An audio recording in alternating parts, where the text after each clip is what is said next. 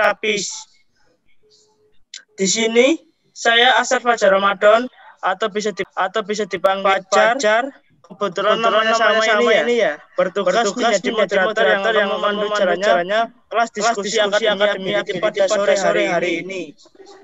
Selanjutnya saya akan menjelaskan dengan singkat overview Yayasan Peduli Kasih ABK. Yayasan Peduli Kasih ABK berdiri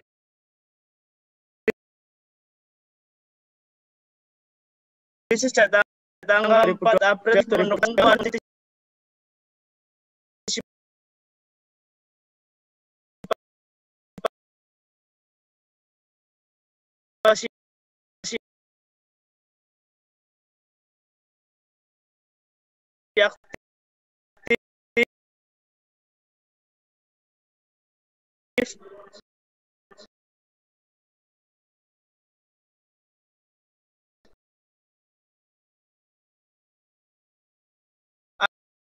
ABK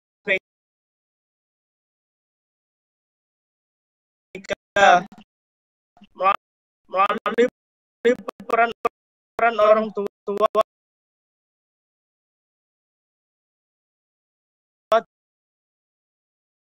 dan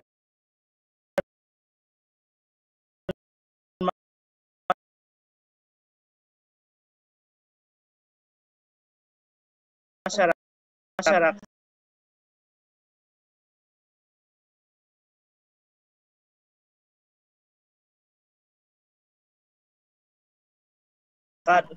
Yayasan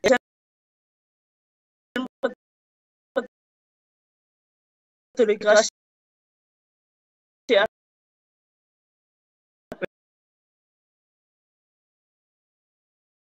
ABK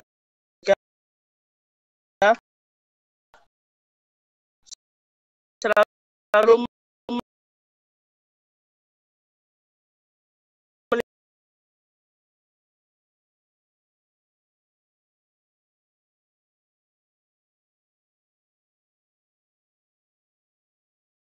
Sidoarjo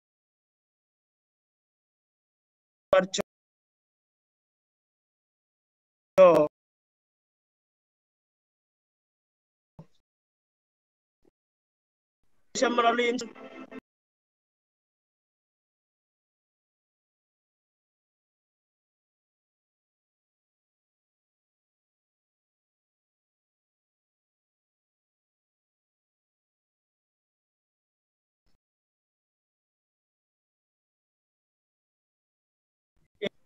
dilihat di www.apers.BK. Terima kasih semua dan nama hostnya sama. Mudah-mudahan ini jadi berkah buat kita semua ya Mas Fajar. Mungkin Mas Fajar besok-besok ingin mendaftar. Ini kan kelas 3 SMA ya Mas Fajar sekarang? Iya. Oh siap. Yeah, jadi mungkin Mas Fajar ingin jadi terapis, bisa fisioterapi, okupasi terapi, terapi bicara. Jadi sekarang wawasannya lebih luas. Yeah. Jadi Bapak Ibu sekalian, ini kita membahas tentang buku Suara Hati. Ini di sebelah saya ada Andre. Siapa namamu nak?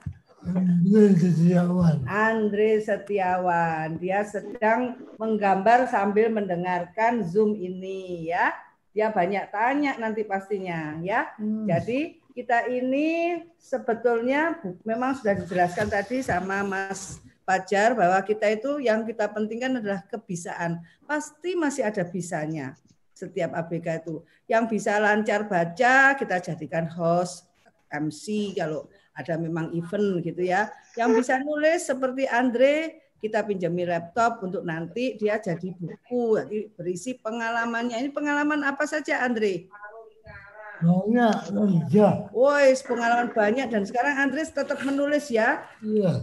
Sekarang menulis tentang apa? Sekarang ceritanya yang buku yang selanjutnya. Tentang banyak. Woi, banyak. Ya, rahasia gitu biar orang beli. Ya teman-teman, ini bukunya karya Andre bersama teman-temannya yang lain. Jadi ini antologi.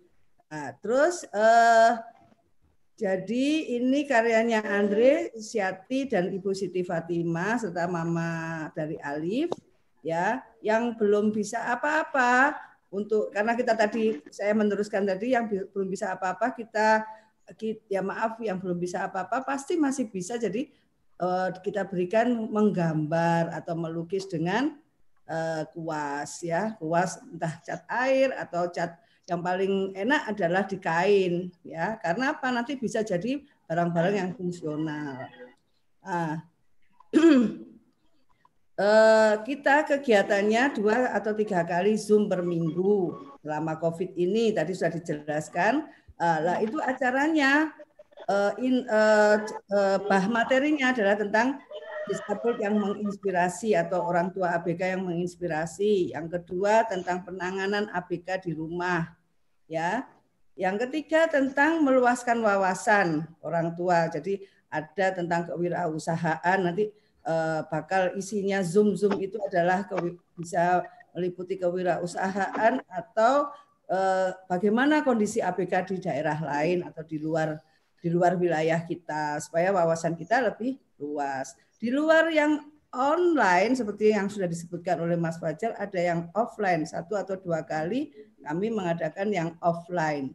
Nah, yang offline ini kita selama 16 kali pertemuan, orangnya tetap maksimal 5 orang. Nah, ini hasilnya insya Allah kita akan pamerkan. Jadi handicraft yang dikerjakan bersama-sama. Jadi dari coretan orang anak tadi menjadi sebuah sebuah tas atau sebuah dompet, sebuah tas lempang, hiasan dinding dan bantalan kursi dan sebagainya. Insya Allah akan kami pamerkan openingnya insya Allah akhir Februari atau awal Maret ini. Jadi silakan dilanjut Mas Fajar. Ya. Oke. Terima kasih Bu. Ya, saya cuman. Baik. Ini Bu Fajar sudah datang. Ya, silakan Mas. Selamat datang Bu Fajar. Baik, mari kita mulai diskusi pada hari ini.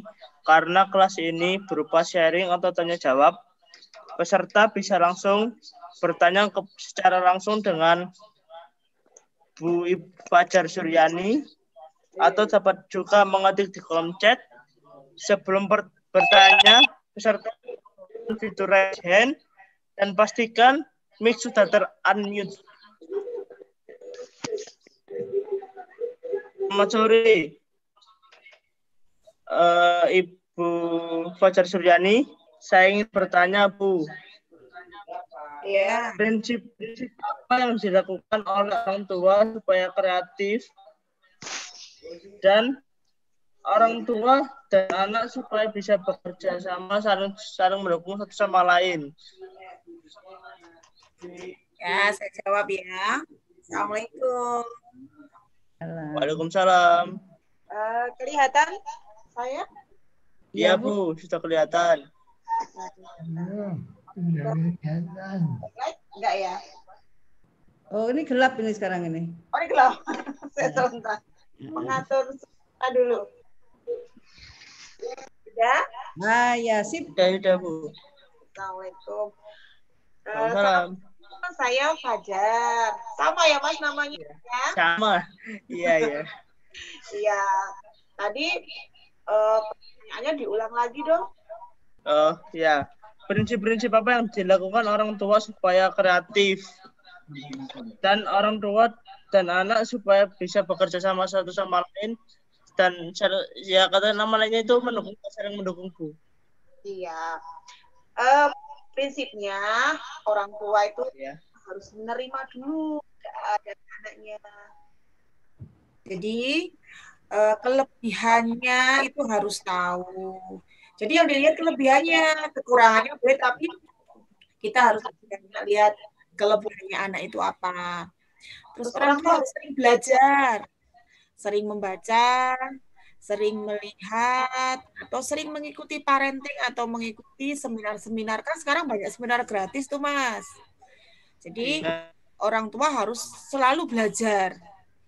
Gitu. Belajarnya dengan siapapun.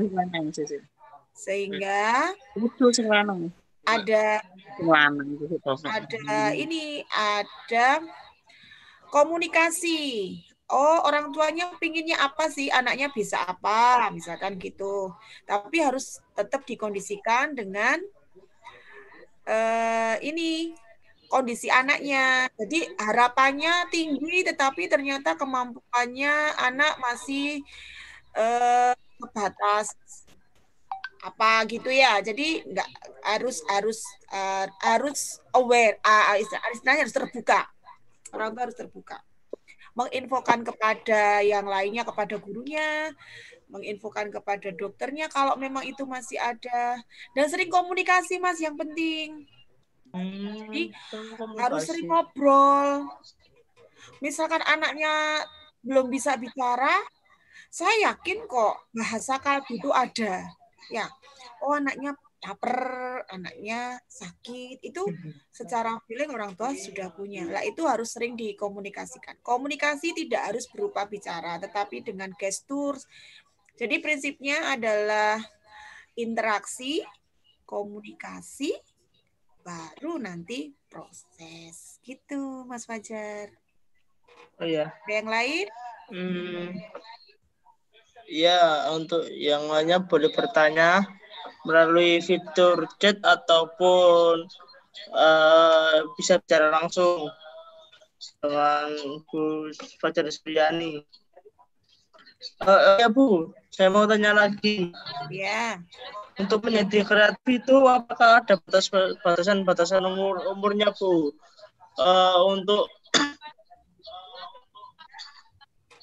Untuk batasan usianya? Enggak. Ya, untuk berdasarkan usianya. Enggak. Kalau tipe enggak ada. Enggak ada. Jadi kreatif itu adalah dari niat yang jelas. Niat. Tapi kalau niat tapi kurang wawasan juga nanti enggak jadi kreatif. Jadi niat terus diimbangi dengan sering belajar, sering membaca, sering melihat, maka akan menjadi istilahnya melek ya. Gitu. Jadi jangan hanya berdiam diri, sering bertanya. Baik orang tua, kalau misalkan kayak Mas Fajar ini, kan sudah pinter ini, ngomongnya juga sudah bagus. Nah, sering boleh bertanya, kenapa menjadi itu? Itu akan menjadi pemikiran yang kreatifnya akan berkembang terus, gitu. Nih. Maksudnya Mas Fajar itu ini Bu, apakah ada kalau kreatif untuk anak yang usia sekian, itu kreatifnya itu orang tua itu ngajari ini atau bersama-sama anak ngajari ini. Kalau umurnya sekian sampai sekian ini kayak gitu loh Bu, ada berdasarkan umur itu ada patokannya enggak Bu gitu maksudnya Mas Fajar itu. Kalau menurut saya memang tipe bermainnya tiap anak itu berbeda. Tapi berdasarkan usia perkembangan, jadi nanti istilahnya itu meningkat atau mengoptimalkan gitu. Jadi kalau menjadi kreatif itu kreatif dalam tanda petik kita itu misalkan ya ini saya contohkan makan misalkan ya, makan yang biasanya disuapin terus makan sendiri itu kan juga suatu bentuk tindakan yang kreatif, jadi sudah berkembang. Jadi kreatif itu tidak harus berupa barang. Jadi tidak harus berupa misalkan kalau yang bisa dilihat kan memang bajunya bisa modis itu kreatif. Tetapi kalau kreatif dalam pada anak-anak yang istimewa itu adalah kreatif dalam dia untuk ini bantu dirinya gitu. Jadi bisa dari berpakaian, cara berpakaiannya bagaimana, misalkan dia yang hanya bisa memakai celana, akhirnya bisa memakai, itu sudah peningkatan, itu juga salah satu bentuk kreatif dalam bentuk aktivitas. Kalau mungkin yang dimaksud Mas Fajar, usia sekian dia harus berkreatif, tidak ada patokan untuk seperti itu. Karena kreatif itu di samping dari stimulasi dari keluarga dan kemampuan si anak itu sangat harus dipadukan. Begitu.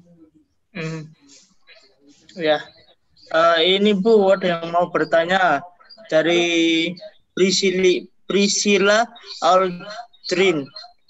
Silakan. Ya, terima Priscila. kasih Bu Fajar. Iya.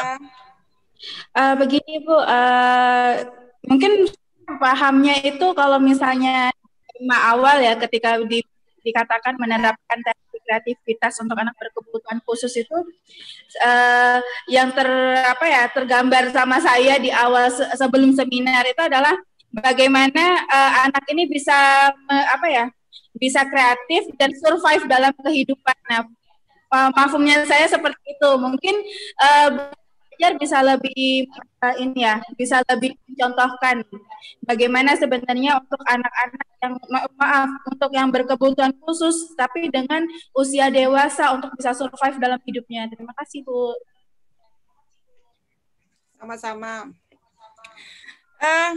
Dalam hal ini adalah disesuaikan selain dari usia, disesuaikan dengan kemampuan anak. Kalau dia ya di Yayasan Peduli Kasih ini kan ada anak yang memang ada suatu bidang yang memang sudah berkemampuan untuk menulis. Jadi memang kreativitasnya kalau memang dia sudah ada bakat di bidang menulis, maka pengasahannya memang dia harus menulis.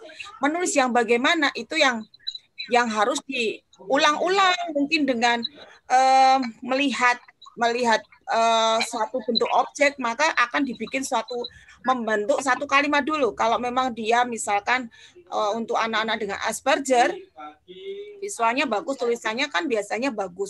Walaupun bentuk tulisannya kadang ada yang belum begitu, masih acak-acak ya. Tapi untuk misalkan ini saya contohkan untuk yang memang dia untuk kreatif dalam verbalnya sudah bagus, maka bisa dituangkan dalam tulisan. Karena beberapa anak Asperger yang saya ketahui, dia untuk bakat menggambar itu biasanya lebih bagus. Jadi sekali dia lihat bentuk, maka dia akan melukiskan dalam aktualisasi dirinya itu juga bagus.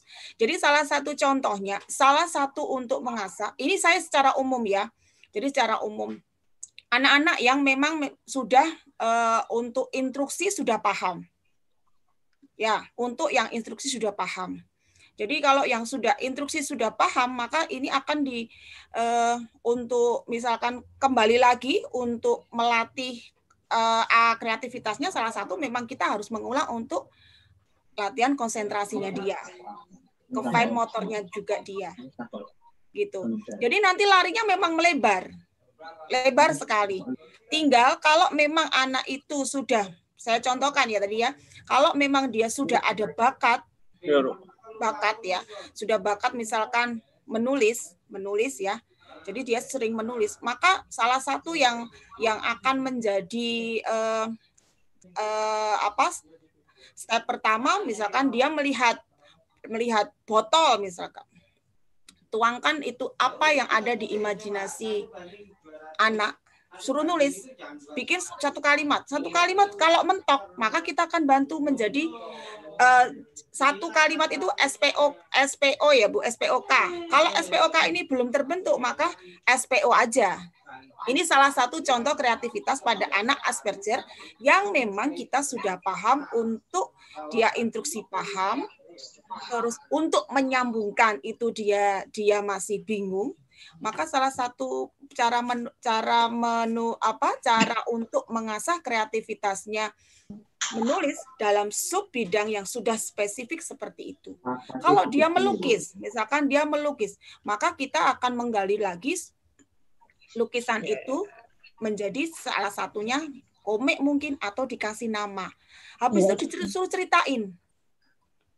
ceritain. Saya ada usia 12 tahun, itu sama. Dari awal dia speech delay, akhirnya muncul. Cuma sampai pada usia ini masih monoton memang untuk ditanya apa kabar gitu, baik. Jadi belum ada pengembangan untuk ke komunikasi yang lebih melebar.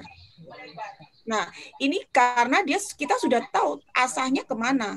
Ada lagi yang dia memang untuk learning disability contohnya, dia sangat berbakat untuk komunikasi. Komunikasi. Jadi dalam hal ini kita sudah tahu dia mempunyai sesuatu yang bisa dia pegang modal untuk survive-nya dia. Maka kita untuk eksekutif fungsionalnya apa? Untuk yang pertama memang kita akan bawa dia langsung misalkan ke warung. Jadi sekarang ibunya memang sudah klik, oh kayaknya ini ada usaha. Kita bikin usaha gitu. Tapi bukan dia yang mengolah semuanya, tapi dia yang satu-satu. Misalkan ya kayak menawarkan, karena dia komunikasinya menawarkan itu luas, maka kita yang mengembangkan ke situ. Jadi kita akan melihat karakteristik anak, Bu, untuk contoh untuk mengasah kreativitasnya. Di samping itu apa? Kerjasama dengan orang tua. Kita nggak mungkin akan melakukan sesuatu yang memprogramkan anak untuk dia survive, apalagi untuk anak-anak dengan usia yang sudah 10, di atas 10 tahun, tetapi dia untuk ADL-nya masih terbatas. Itu kita akan motong-motong lagi menjadi kecil. Gitu. Tetapi kalau memang dia secara umum ADL-nya itu sudah bagus, maka kita vokasionalnya. Seperti itu. Itu hanya contoh sebagian kecil. Tapi dengan dasar kemampuan anak kita sudah paham. Dia mau larinya kemana. Tetapi kalau pada saat anak itu masih usia bermain, ya usia bermain, anak ADHD usia 2 tahun, masih sibuk ke sana ke sini, maka kita yang akan kita tarik adalah kemampuan dia untuk memfokuskan pada satu aktivitas. Itu berapa lama kita itu. Gitu. Tetapi kalau yang sudah dewasa, sudah advance dalam hal ini komunikasi bagus dalam tanda petik ya. Terus interaksi sosial bagus, maka kita setelah dari ADL larinya ke vokasional. Itu salah satu contohnya. Ada yang perlu ditanyain lagi, Bu? Agak sudah mulai tergambar ya, Bu ya. Jadi memang sebenarnya pertama itu adalah kita harus mengklasifikasikan usia ya. Ketika usia bermain, mereka itu harus diarahkan seperti apa, kemudian pasca bermain harus seperti apa. Memang sebenarnya agak komplikated, Bu, untuk masalah kreativitas anak ini. Tapi alhamdulillah sudah cukup terjawab. Terima kasih, Bu. Terima kasih, sama-sama.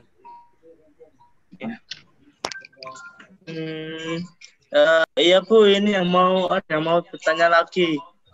Iya, silakan. Saya, Bu, tolong diberikan contoh konkret dari terapi kreatif.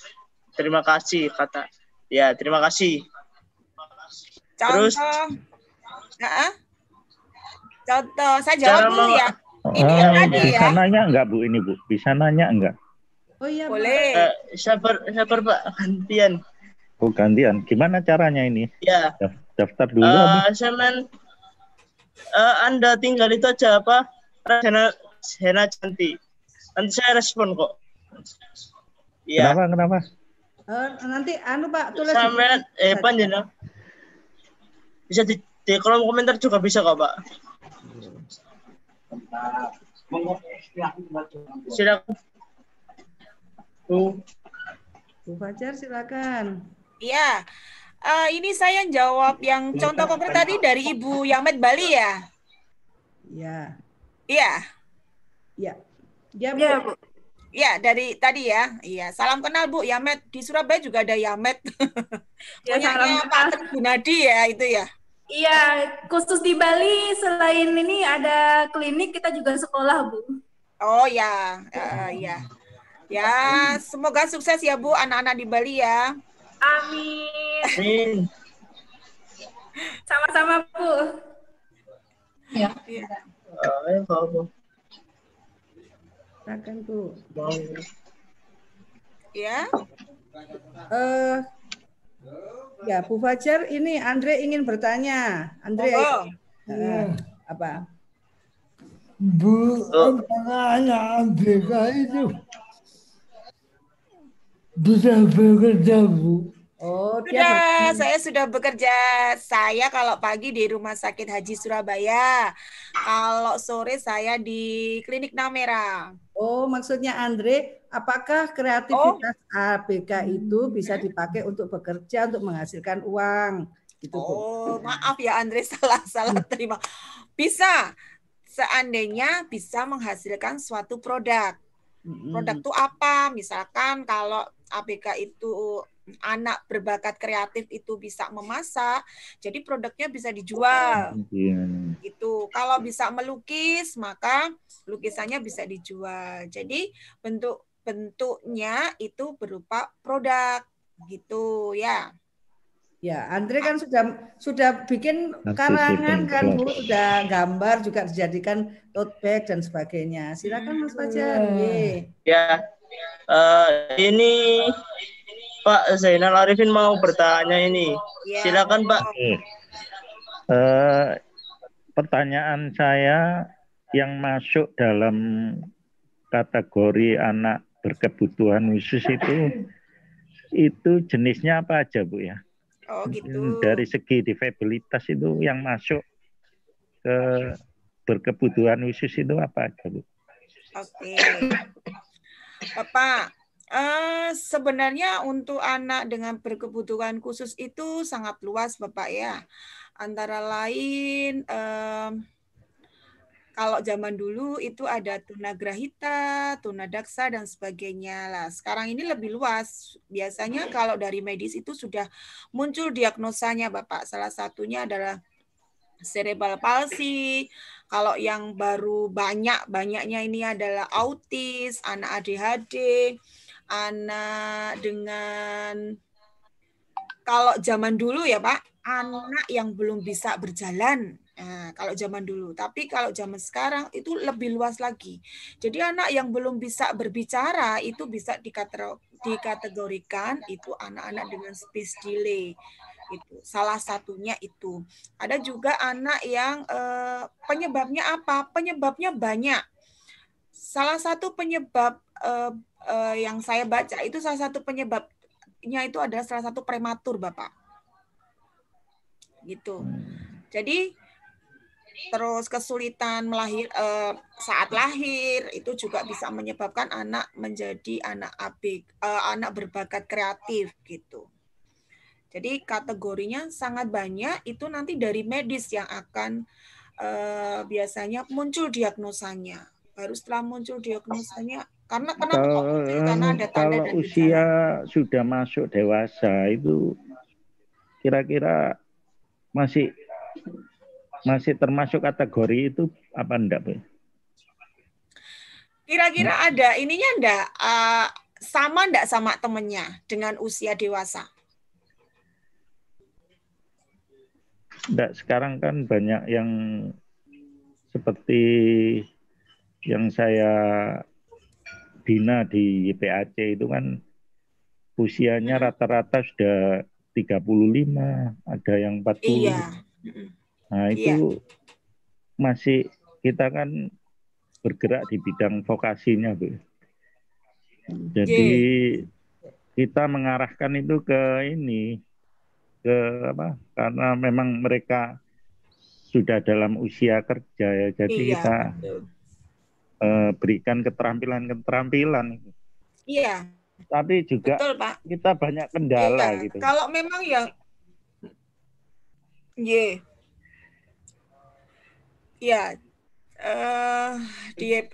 kalau saya di YPAC itu kan biasanya link sama dinas sosial nih Pak Nye. Dan mungkin lebih banyak lagi pihak yang biasanya mendukung. Jadi kalau yang di YPAC sudah usia 30 itu ya, kalau yang dikatakan anak berkebutuhan khusus, tapi usia mentalnya masih usia anak gitu Pak. Gitu. Ini pertanyaan Pak. Halo? Ya, halo. Untuk ya, Bu. Ya, untuk diketahui saja, ini si Andre ini 48 tahun, Bu. Jadi sudah, ya maksud saya karena ABK itu kan apalagi dengan gizi yang baik, pengetahuan orang tua juga baik, kan harapan hidupnya akan lebih baik, akan lebih panjang juga. Seperti itu. Betul. Oh. Ya. Silakan Mas Fajar kembali. Oh ya. Bu Fajar, selama ini yang Ibu beri terapi kreativitas paling tua umur berapa, Bu? Dan kendalanya itu apa saja? Saya pernah di PRSBG Temanggung. Mungkin Bapak yang di PAC sudah pernah tindak sana. Jadi pusat rehabilitasi di bawah dinas sosial itu untuk yang memang sudah di atas usia anak, itu memang mereka diberi keterampilan. Salah satunya adalah berkebun, bertenun, atau membuat sesuatu yang bisa dijual. Nah, saya kira di PAC pun juga seperti itu. Jadi kalau sekedar gambar aja, untuk anak-anak yang memang di sana itu ada gangguan perilaku,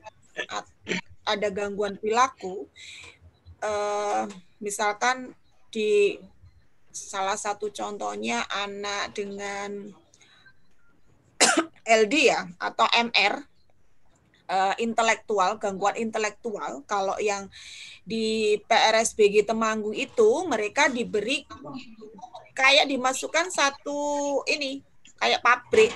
Jadi ikut pabrik, tapi dia tempatnya sama. Untuk yang Down syndrome pun juga sama. Jadi misalkan dia hanya ngepak ya ngepak aja seperti itu. Itu salah satu contoh vokasional yang pernah saya lihat, yang saya pernah di sana. Seperti itu. Jadi kalau yang di selama saya di Surabaya ini saya belum ketemu yang sampai dewasa, karena apa? Kalau saya ketemu dewasa yang kondisi stroke mungkin ya. Yang stroke itu yang saya ketemu sering ke rumah sakit. Kalau di klinik memang maksimal saya usia 18 tahun. Itu yang pernah saya temui di 18 tahun. Tapi setelah itu biasanya kita akan refer ke misalkan anak autis sindrom dengan yang masih distraktif ataupun yang sudah bagus, maka kita akan rujuk untuk ke rumah sakit jiwa menur. Seperti itu. Kenapa? Karena di rumah sakit jiwa menur untuk vokasionalnya lebih luas. Gitu. Tapi kalau sebelum saya di Surabaya, saya di mana itu di Temanggung tuh ada yang sampai usia 48, 50 untuk walaupun di dalam buku Down syndrome tidak bisa lama, ternyata di sana juga bisa sampai usia seperti itu, sampai usia panjang. Ya. Untuk informasi Bu Fajar maupun teman-teman lain, karena Yayasan Peduli Kasih ABK kan bukan tempat terapi maupun tempat sekolah yang disebutkan oleh Mas Fajar tadi. Jadi sebetulnya kita ini walaupun saya dokter, kita nyebutnya terapi kreativitas gitu kan. Jadi yaitu meliputi seni, bisa itu tadi gambar, paling tidak gambar, tari, nyanyi atau musik ya. Kedua adalah olah tubuh, karena saya berpikir anak-anak ini harus bergerak, aktif bergerak kan. Nah, olah tubuh bisa senam, bisa ya walaupun di kursi roda tetap perlu senam, tetap perlu bergerak gitu kan. Yang ketiga adalah hobi. Terserah hobinya apa, ada yang menanam, ada yang seperti berkebun. Jadi kita kenalkan sambil tapi yang itu tadi semua kegiatan kami harus melibatkan orang tua. Jadi tidak pernah ada hanya anak yang datang saja kayak gitu. Ya, seperti itu. Itu apakah maksud saya ingin bertanya pada Bu Fajar, apakah itu yang disebut terapi kreativitas? Sebetulnya kami nyontohnya dari buku ya Bu ya, seperti itu. Ya seperti itu terapi kreativitas. Karena jadi kalau misal saya tuh dinasnya di dinas sosial atau di RSBG, mungkin saya akan masuknya ke sana gitu. Karena supaya menjadi bekal mereka survive di tengah masyarakat. Kalau seandainya mereka dikembalikan ke masyarakat, kalau mereka tetap di asrama, paling tidak mereka bisa menghasilkan. Seneng loh Bu, walaupun hanya dapat uang berapa sih dari dia membuat keset itu, seneng sekali.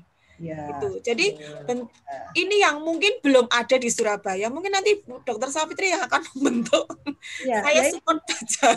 contohnya dari Andre, uangnya kan seperti uang buku tadi 80 ya Andre ya. Nah, Andre dapat seperti royalti dari bukunya tersebut seperti itu. Dari gambarnya juga gitu, dia dapat royalti dari gambarannya itu. Ya. Oke, silakan Mas Fajar lagi.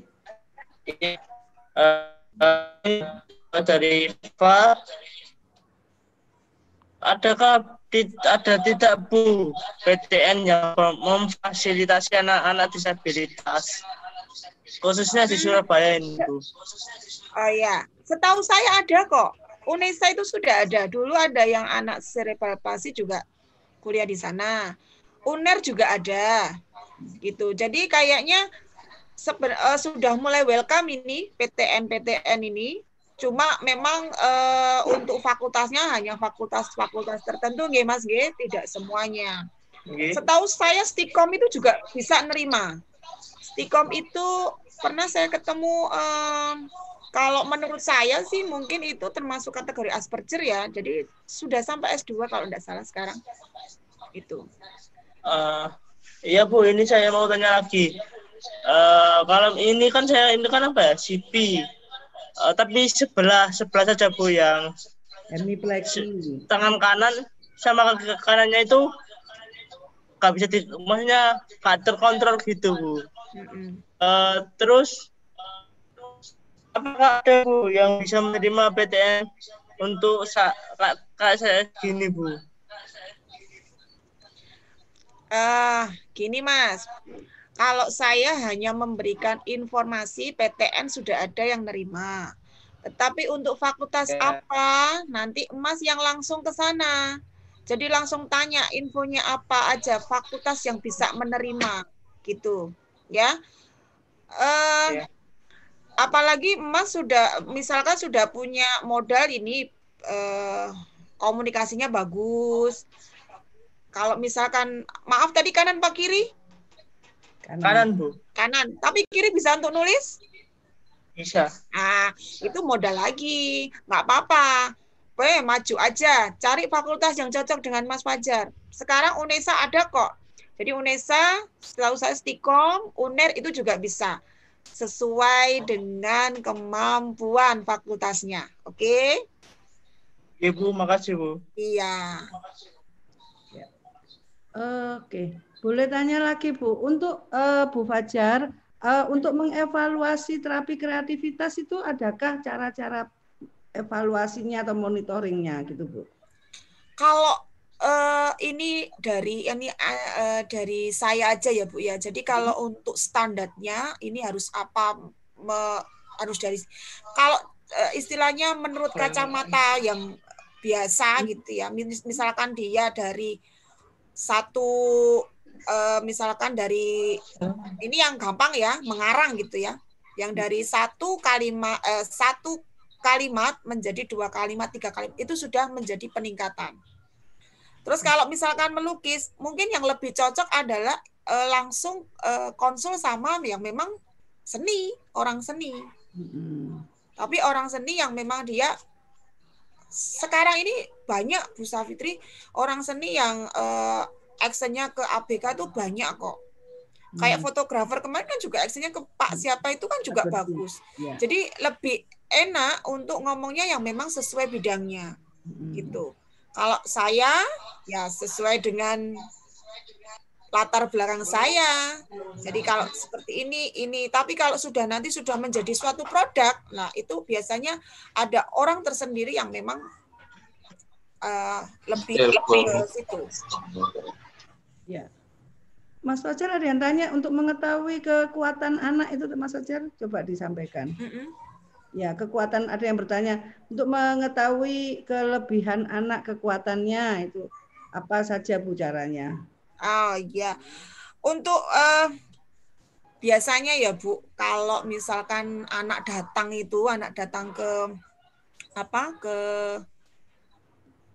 ke terapis itu kan banyak yang ditutupi. Ya. Karena orang tuanya merasa anakku bisa gitu loh. Tapi setelah dites nggak bisa. Sebenarnya terbuka dulu lah. Kalau mau dibawa ke profesional, terbuka dulu. Apapun yang terjadi diomongin dulu. Biasanya orang tua tuh punya ini kok, sudah punya klik sendiri, kuncinya apa gitu. Baru nanti aset dan limitasi itu, jadi kemampuan anak itu biasanya akan dievaluasi oleh seorang psikolog. Gitu. Psikolog kerjasama dengan terapis sama orang tua yang jelas. Jadi ada tiga orang ini. Karena yang menjadi subjek siapa? Si anak. Si anak itu mau maju dia juga nggak paham, mau mundur juga nggak paham. Yang hanya paham siapa? Ya 3 orang ini. Ini kalau sudah masuk ke profesional. Tapi kalau nanti sudah selesai ini masuk ke guru, berarti menjadi 4 orang ini yang megang dia. Gitu. Karena apa? Maju mundurnya anak itu tergantung siapa, orang tuanya, bukan dari ini kisi-kisi yang lain gitu. Tapi ya itu memang harus terbuka dulu orang tuanya, gitu. Jadi sesuatu info yang menyangkut anak lebih baik diutarakan di awal, gitu. Jadi kemampuan anak, kemampuannya, bakatnya itu nanti akan profesional yang akan mengecek. Tetapi orang tua juga harus punya sangu dulu. Jadi istilahnya nggak pasrah bongkoan gitu. Ya, masalahnya maaf Bu, saya teruskan lagi. Masalahnya kadang orang tua tuh nggak tahu atau maaf kurang menghargai. Anakku nggak bisa apa-apa Bu, ya sudah kayak gitu. Iya. Jadi gimana Bu? Caranya. Jadi kalau itu masuknya adalah kita harus interaksi, komunikasi, dan proses. Ini sebenarnya pendekatan DIR, Bu. Jadi memakainya ini dulu. Walau ini pendekatan yang kita pakai, terapis kita pakai, pendekatan yang dipakai oleh seorang siapapun yang terlibat ke anak. Interaksi dulu. Interaksi kita dengan orang tuanya, interaksi dengan anaknya, interaksi dengan keluarganya, baru kita komunikasi. Kan nggak mungkin kita langsung ke prosesnya. Proses itu tahap ketiga, nggak mungkin. Kita harus melewati ini dulu. Gitu. Jadi kalau kita mau tahu jujur apa enggak, misalkan anak ini, oh anakku sudah bisa jalan, di rumah bisa jalan, di sini nggak bisa jalan, biasanya saya tolong di videoin bisa jalan apa enggak, kayak gitu. Jadi itu sesuatu yang memang semuanya, mungkin saya, Bu Safitri, orang tua yang ada di Zoom ini, ataupun guru-guru terapis yang ada di sini, 3 hal itu yang menjadi prinsipnya. Pertama, orang tua pasti akan protes. Iya, jelas protes. Protes, proses, dan progres. Nah, kalau hanya cuma berhenti di proses aja, tidak ada tindakan, tidak ada kelanjutan selanjutnya. Seperti itu. Yang lain? Iya, saya pun mau bertanya lagi. Boleh. Gimana caranya saya ini tidak bosan untuk latihan? Maksudnya untuk mempertahankan itunya Bu, apa supaya tidak mau lebih memburuk lagi. Saya kan itu orangnya kayak malas gitu Bu. Gimana Bu cara memotivasi diri sendiri itu? Gitu. Kesukaannya apa? Ya nonton film gitu. Nonton film. Membaca buku bisa. Pinginnya apa? Pingin misalkan ya Mas Fajar pengen apa? Pengen jadi guru kah? Pengen apa? Pengennya itu ya jadi psikolog Bu. Oh, jadi psikolog. Iya. Ada loh, boleh loh, nggak apa-apa itu. Boleh itu. Boleh, karena komunikasi Mas Fajar bagus. Tapi harus apa? Harus sering membaca. Lah, membaca itu dengan apa? Harus ada motivasi. Motivasi didukung hobi, maka akan tercapai cita-cita. Gitu. Ya, kalau pas pada saat motivasinya atau moodnya jelek, ya lihat film. Tapi nanti balik lagi. Tapi Mas Fajar harus ada ini, ada target. Misalkan ya, dalam sehari itu membaca 5 menit. Gitu. Atau membaca 10 menit. Gitu. Tapi harus ada yang membaca. Kayak gitu. Kayak kita sholat itu loh Mas Fajar. Ya, sholat kan 5 kali kan dalam sehari. Ya. Sama. Kalau Mas enggak, Ibu. Gini maksud saya kan ini kan apa ya, untuk mempertahankan fisik saya supaya nggak lebih terlagi gimana? Olahraga, harus olahraga. Ya, kan tangan kanan ya, tangan kanan. Ya. Sebenarnya ada metode untuk melatih tangan kanan. Nah, kalau saya cerita itu lebih panjang lagi nanti. Dengan tangan kanan itu yang dipakai adalah tangan kanan. Tangan kirinya yang dibebat. Loh, nanti kalau Mas Fajar bisa lihat YouTube, cari aja YouTube CIMT. CIMT 4CP. Nah, di situ dalam 6 jam, dalam sehari 6 jam, tangan kiri itu dibebat. Jadi tangan kirinya dibebat. Kenapa dibebat? Supaya tangan kirinya tidak dipakai aktivitas.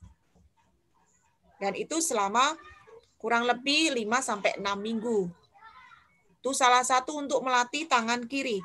Tangan kanan. Jadi tangan kirinya yang diistirahatkan. Jadi nanti Mas Fajar kalau ambil sesuatu tetap pakai tangan kanan.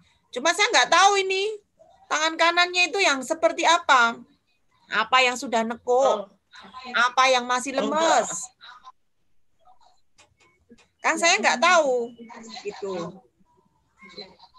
Iya. Ini apa?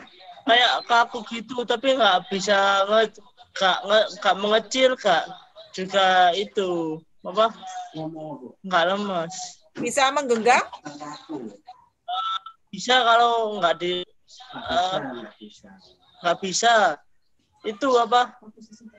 Kayak misalnya posisi tegang gini, Bu. Saya nggak bisa kontrol itu apa arahnya. Gerakan, ya. Iya. Ya. Ada pikiran saya lah.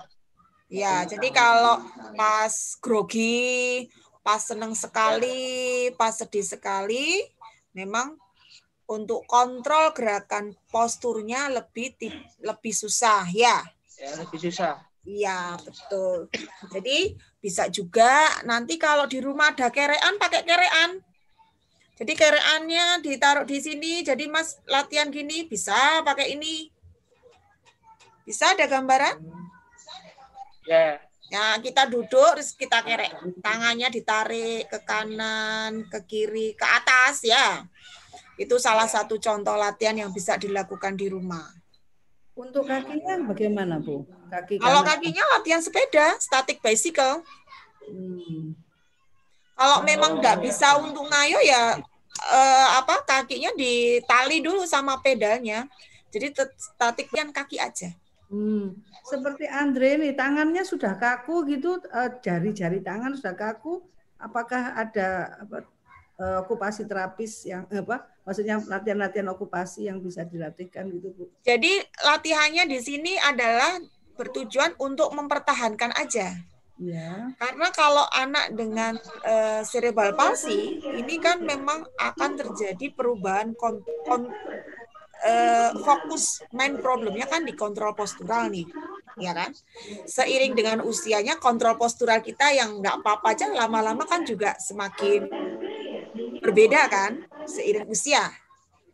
Jadi kalau untuk kayak Mas Fajar, kayak Mas tadi, jadi latihan untuk tangannya, fungsional tangannya bisa dipakai dengan kerean tadi, salah satunya. Tetapi saya ngomong di awal tidak memperbaiki, ya, tidak memperbaiki, hanya mempertahankan aja.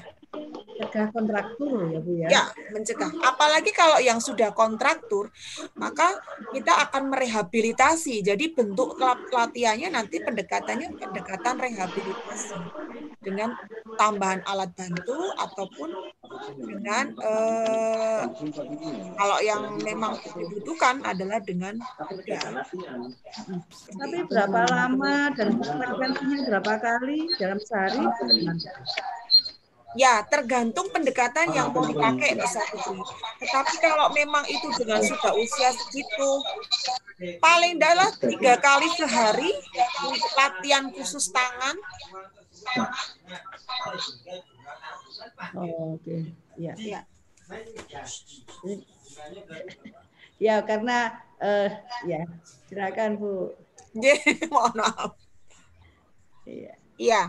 Jadi untuk latihan tangan itu sebenarnya banyak dan bisa dilakukan di rumah yang ada. Misalkan ya kayak botol. Ya, botol besar. Ya, ini kan saya nggak tahu nih. Tingkat spastiknya seberapa ini? Segini kah? Segini? Atau memang tidak bisa sama sekali? Nah, itu kan berpengaruh juga untuk tipe-tipe latihan yang akan diberikan. Kayak gitu. Jadi, terus penggunaan 2 tangan. Karena biasanya pada yang sudah ini, biasanya penggunaannya hanya 1 tangan. Yang ini aja. Padahal ini juga perlu dipakai gitu, perlu dilatih. Dilatihnya dengan apa? Misalkan untuk minum. Nah, ini minumnya dipakai bareng-bareng kayak gitu. Jadi minumnya dipakai tangannya dua-duanya ini. Ngambil barang harusnya 1, pindah aja dua-duanya tangannya pindah gitu. Salah satunya seperti itu. Ya. Kayak itu mau tanya lagi itu kayak seperti kerekan sumur gitu Bu. Oh, betul. Iya, betul. Makasih. Ini ada yang bertanya dari Wita Cetmiko. Bu, anak saya autis 16 tahun, laki-laki. Untuk komunikasi masih minim, belum lancar bicaranya. Bisa baca tulis, bisa main sepeda untuk di masa pandemi sekarang. Terapi apa yang bisa kami berikan di rumah selama ini kami beri pekerjaan rumah tangga. Seperti nyapu, ngepel, isi air, dan anak kami tergolong mager Bu, malas. Gimana Bu caranya Bu? Iya, selama pandemi ya. Jadi kalau pada apalagi dengan anak autis ya, anak autis itu dia kan kalau kita itu kan sudah ada inisiatif. Oh, habis ini kita mau melakukan ini.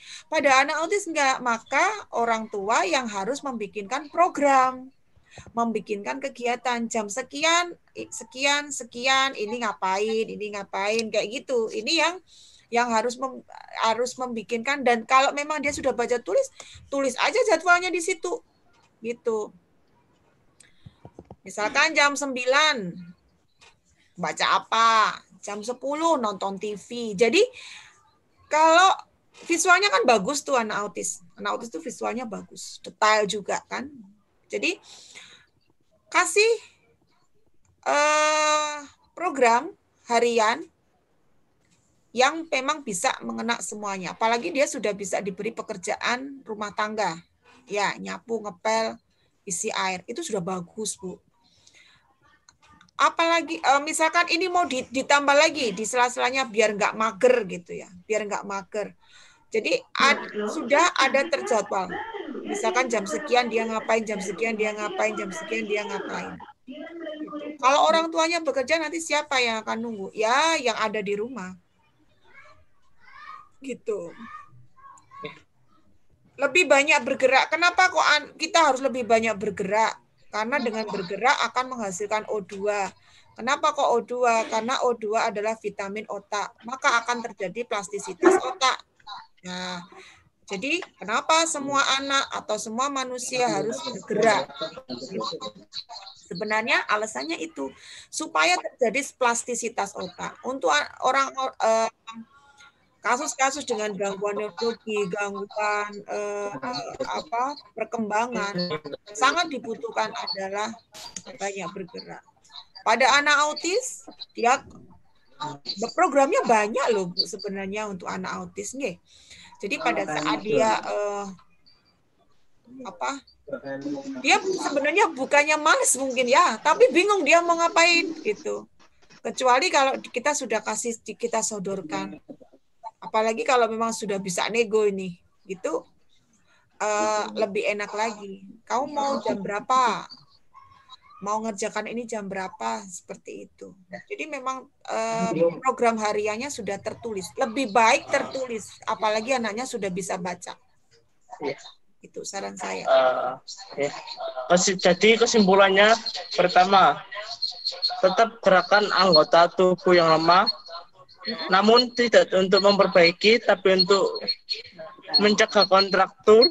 Dua, terapi kreativitas bisa dilakukan di rumah dengan sering koordinasi dengan ahlinya.